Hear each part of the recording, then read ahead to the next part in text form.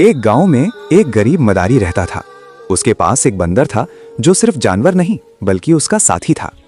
मदारी उसे गली गली शहर शहर ले जाता। बंदर नाचता, कुलाबाजियां खाता, बच्चे तालियां बजाते, बड़े मुस्कुराते और मदारी को कुछ सिक्के मिल जाते।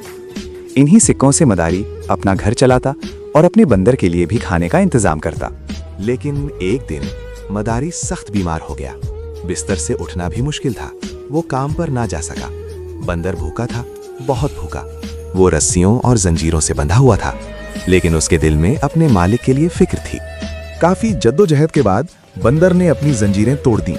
वो अकेला गलियों में निकल आया, नाचने लगा। लोग हैरान हुए। बच्चों ने तालियां बजाईं और लोग पैसे देने लगे।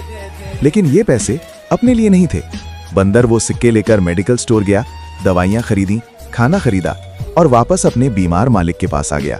बंदर ने मदारी को दवाई दी और खाना खिलाया। मदारी की आंखों में आंसू आ गए। उसने बंदर को गले लगा लिया। एक जानवर ने वो वफा दिखा दी जो अक्सर इंसान भी नहीं दिखाते। कभी कभी सबसे खालिस मोहब्बत इंसान ही नहीं जानवर भी सिखा देते हैं।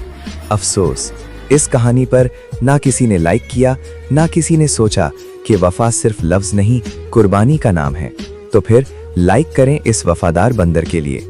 इस वीडियो को लाइक करें और हमारे चैनल को सब्सक्राइब करें।